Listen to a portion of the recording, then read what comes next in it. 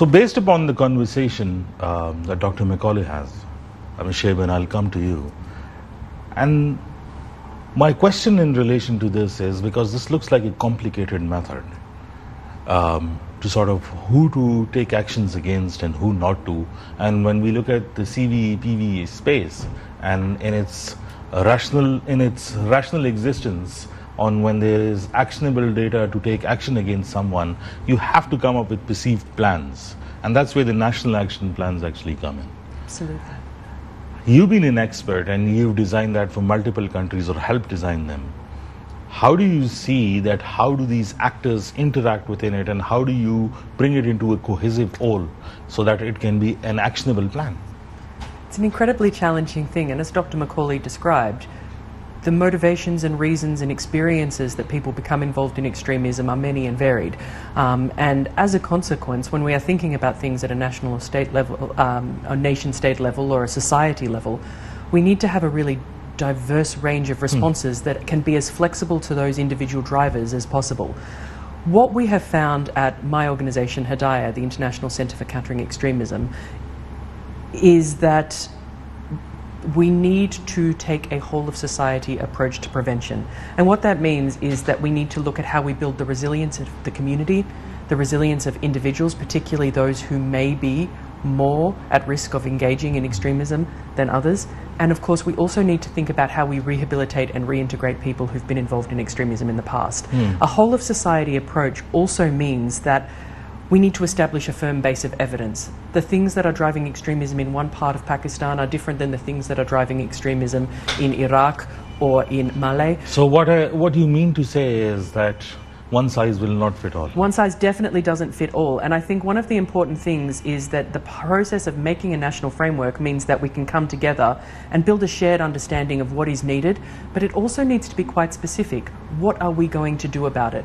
And I think the best national action plans don't just write a dream plan, they write a realistic plan. Who's going to take action? What is the expected outcome? And what do we think will change as a result of this action plan? It's also really important, I think, that when you take that plan, you use it to communicate to the whole country. What is it we expect of you? What action are we taking? And why it is in service of our community and our society. But you're right, it's always got to be contextualized and localized to the local conditions, because every place and every individual is different. Welcome back, Nazareen. So the question before we went on the break was, how do you sort of gel all of this in to sort of come up with a plan where you can actually connect with the people? In your experience, and when you look at the context within Pakistan, how will all this come together? I think that Pakistan has already made a really strong start with their national action plan and thinking about how you want to address and solve the problem of extremism and violent extremism in this country. But of course, we always have to start with the answer of no one actor, no one agency can fix this problem. It is a whole-of-society issue and it needs a whole-of-society response. Now, coordinating a whole-of-society response is not easy because we need everyone involved: civil society, teachers, parents, policing, social workers. Everyone has a part to play. So I think really what is important is that the role that we play is we need to build a shared understanding of the problem. We need to think about who requires new skills to be able to play a part and build their capacity and capability to do so. And then of course we need to be constantly evaluating, is the impact of the actions that we are taking having the necessary effect? Is the threat environment changing? You can't write a policy and then be done with it. It needs to be constantly implemented, evaluated and redesigned. The threat is always changing, and so our response needs to as well. But the one thing that is crucially important is we all need to play our part and we all need to be accountable to one another for the actions we're taking. So when it becomes so complicated with the use of technology, how do you implement this within actionable plans? Because you can't just shut down the internet.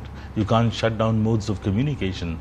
That has been, one of the modus operandi that we've seen, but it's had severe public backlash as well. How do you deal with it then? Do you construct a counter narrative? Do you construct positive propaganda? What do you do then? I think we need to do a lot of different things, and every step takes us one step closer. Obviously, there are settings where content moderation is appropriate. If there is propaganda being published that depicts violence, we might want to take action against that. And through partnership with organisations like the Global Internet Forum to Counter Terrorism, which is a technology-based body, there's lots of action being taken to decide what kind of content should be made harder to source on the internet so that we can protect some users from exposure to it. But you're absolutely right. Shutting down the internet and content moderation is not the whole solution. It can only ever be part of it. What we need to do is also recognise the incredible power of technology for helping those of us who want to build peace and counter extremism to be more impactful. We have in our hands through social media the ability to connect with people we've never been able to connect with before. And through new technology such as generative AI, we are seeing new opportunities open up before us to create content, to simultaneously translate issues, to help us structure some of our thoughts and ideas. Some recent work that we've done at Hidayah has shown us that there is incredible power in harnessing these technologies for peace building. But it also needs us to think twice about the directions we're heading. We need to make sure we keep humans in the loop. Machines can't make all the decisions by themselves. And we also need to think about how we make these systems as safe as we can from the very beginning. But not all, propaganda or terrorists or our counter narratives or counter strategies can be non-violent. How do you navigate through that then? In terms of communication strategies in particular, I think one of the things we often focus on counter narratives. The terrorists say one thing, we say another thing, it becomes an argument. I think that really relies on the idea that sometimes this is a rational choice, and presented with two rational arguments, people will make the right decision. I think a lot of the time what we actually need to be focusing on is alternative narratives, recognizing that the reasons that people might become drawn to particular groups or ideas are often emotional. It's about wanting a sense of belonging. It's about wanting to feel like they have power over their own lives. As a society, we should also be offering that to people. And one of the things that we really try and do is work with partners, whether it's law enforcement, governments, civil society, or even religious leaders, to give them the skills to be online, to be in the places where people need access to their wisdom and their insight. And I know there are lots of examples from around the world. There are police officers who have gaming units so that they can meet young people online where they're most vulnerable. So I think that it's really important, certainly in the work that we do, to think about the power of people and the power of the alternative narrative that we can offer as a society.